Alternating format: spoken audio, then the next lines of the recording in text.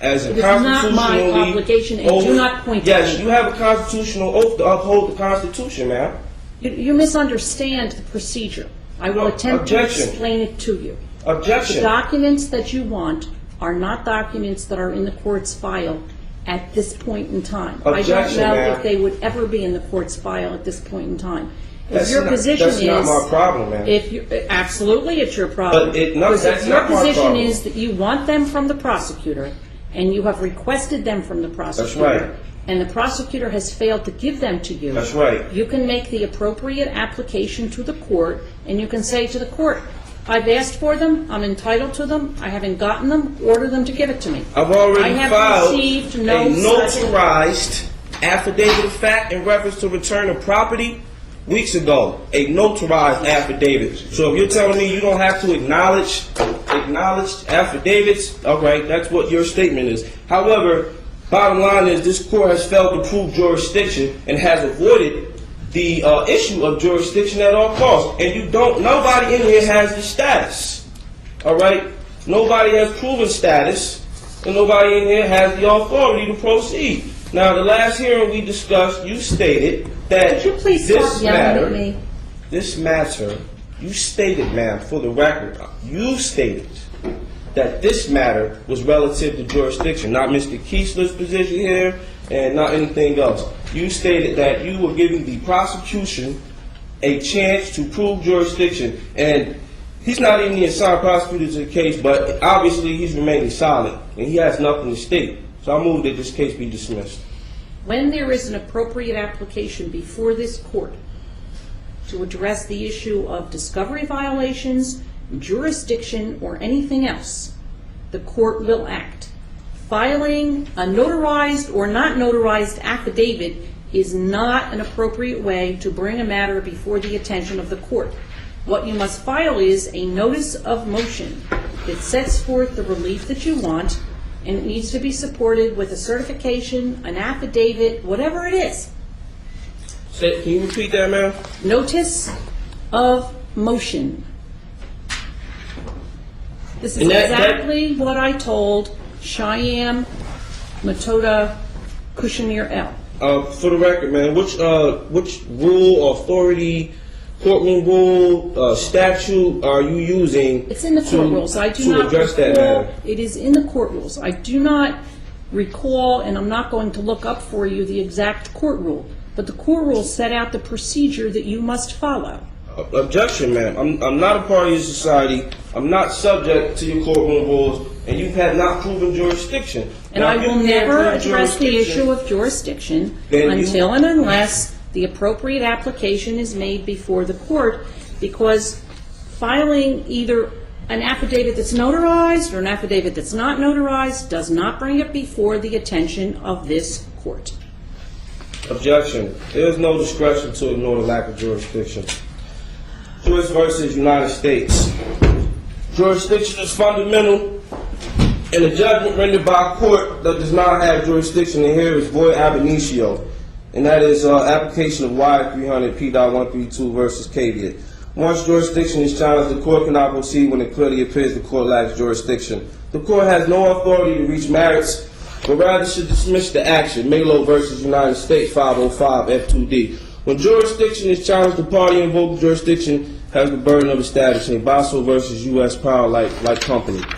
Courts enforcing their statutes do not act judicially, but merely ministerially.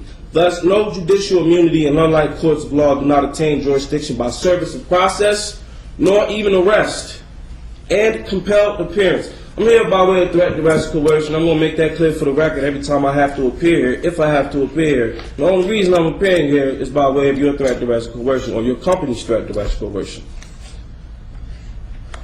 You can Once read jurisdiction me, is challenged- let me interrupt you, please. You can Okay. read me this until the cows come home. You can read it ad nauseum and ad infinitum. It doesn't change the fact that until the issue is brought appropriately before this court, no ruling with regard to jurisdiction is ever going to be made. Now, let me ask you this question, though. In the other matter, first of all, let me backtrack a little bit. Let me get the correct number out here because we now have two numbers.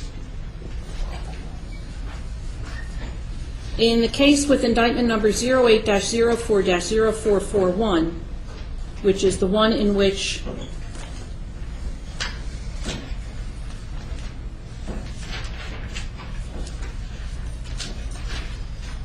Cheyenne M. Cushamurel is also involved, I have severed those matters, so they will be on completely separate tracks.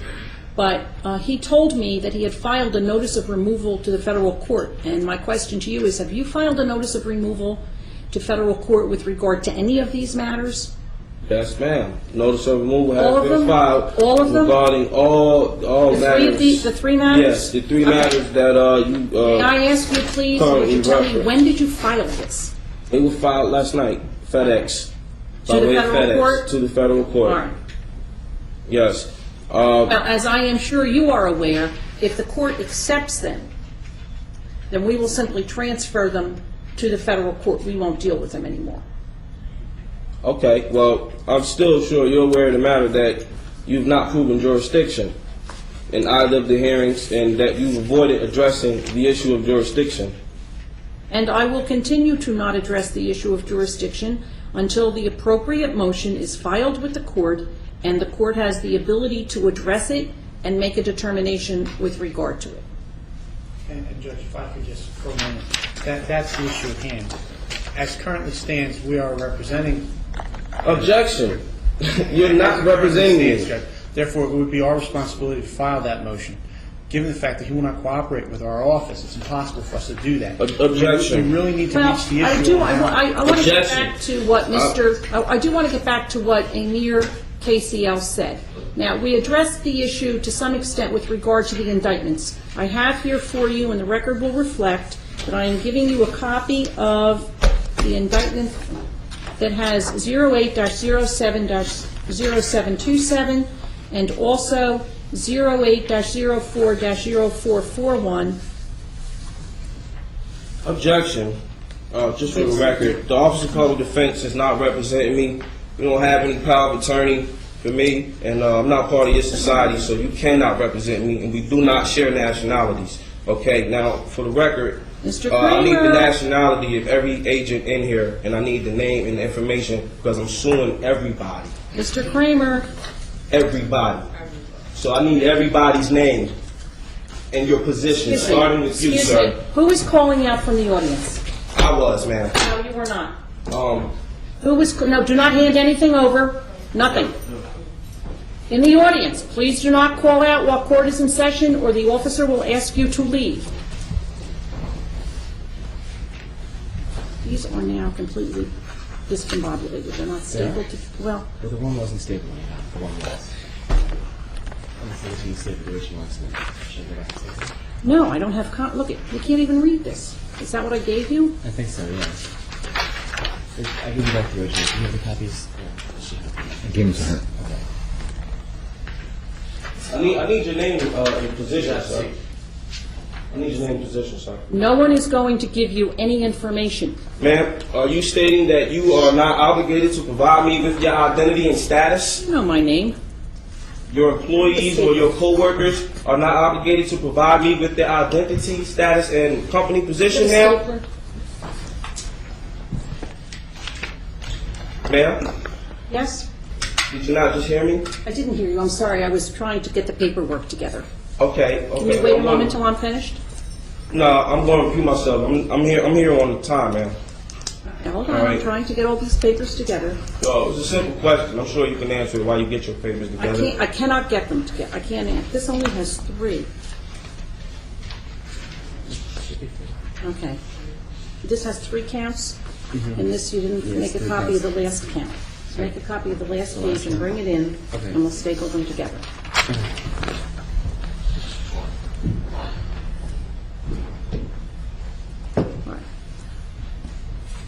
All right, Noble Amir KCL. You complained about discovery. I think I've addressed that. I'm giving you the copies of the indictments, and you said you've never been interviewed. I am sure that Mr. Kiesler can give you now a date for you to be interviewed. Objection, ma'am. I do not require the Office of Public Defense or any attorney at law. Well, you told me that you were complaining that you hadn't been interviewed. No, what I stated was, if he was representational